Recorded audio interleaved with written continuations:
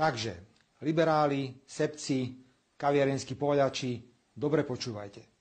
Keby ľudia, ktorí majú dnes nad 65 rokov, celý život nerobili, neplatili dane a odvody, nemali by ste mnohí ani kde bývať, ani po čom chodiť. Ľudia nad 65 rokov patria do rizikovej kategórie a starostlivosť o nich nie je charita alebo samaritánstvo. Je to naša povinnosť a oni majú na to plné právo.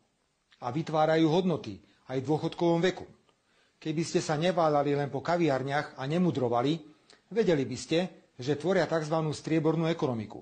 Sú významným prvkom stability, spotreby, starajú sa o vnúčence, tvoria naše okolie a mnohí z nich podávajú aj pracovné výkony, o ktorých sa vám ani nesníva. Vám, liberálnym povaľačom, sú samozrejme len na príťaž, lebo si myslíte, že zo svojho im platíte dôchodky a zdravotnú starostlivosť.